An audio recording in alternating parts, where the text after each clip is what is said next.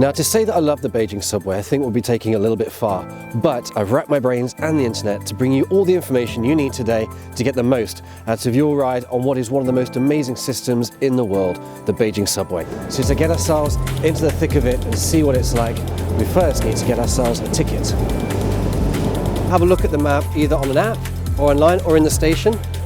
Look at where you're going to and the stations that you're going to be changing at. This is the Forbidden City, and then you'll see there's two main loops here, both of them blue, and they kind of form the main ring road of traffic. And then this is the oldest line 1 across here. You can buy a transport card like this, which is 40 kuai deposit, and you can buy them in the stations too. If you're really tech savvy, you can use your phone as long as it's AFC enabled, and we'll put the information for that app, the Beijing transport app, in the link below. Today, we're going to buy what most people will probably buy on their first trip to Beijing, which is a single-use ticket. These ticket machines are really, really easy to use. They come in English, they take cash, and they're also the same machine that you would use to charge your card, just so you know. First thing you're probably going to want to do is press the English button down here. Now, we know that we're going today on line 1, and the station we're looking to go to is Guomao. So we press that one. And just like that, going to make sure the corners are all flat, otherwise the money will get rejected. Oh, there we go. I've got my ticket. Perfect. 谢谢, 谢谢. Many stations, like this one, are transfer stations, which means they have 2 or more lines. So you need to know the number, and also the last station on the line is how the direction is demarked. Look for either your destination or the station that you're going to be transferring at.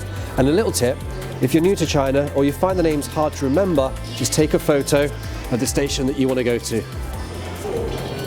So what's so cool about the Beijing subway?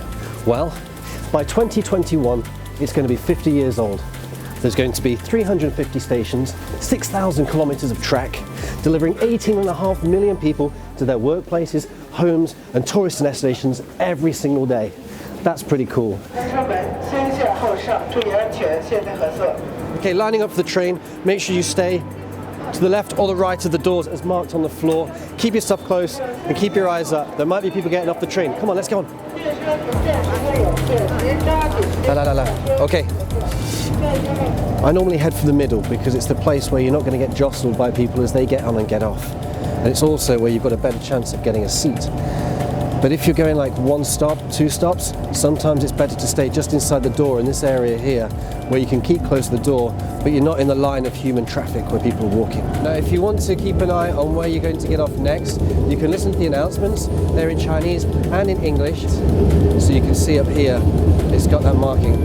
Which side the doors will open on, there's a little light that will illuminate. All right? Please prepare to get up. All right, so keep your stuff close, and then we go down the middle. Ready?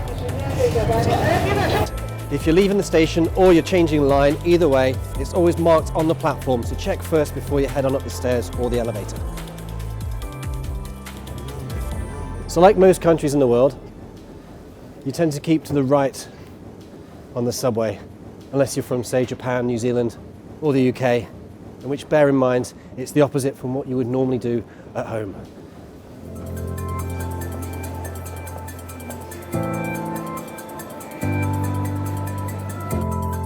It gets busier and busier as it gets close to working time. But with the subways in China, many of the same rules hold true. Much like anywhere in the world, China's got a very similar subway culture. With some exceptions, it gets so busy that it's just not possible to have 1 lane moving at all times, in which case, we just take it easy.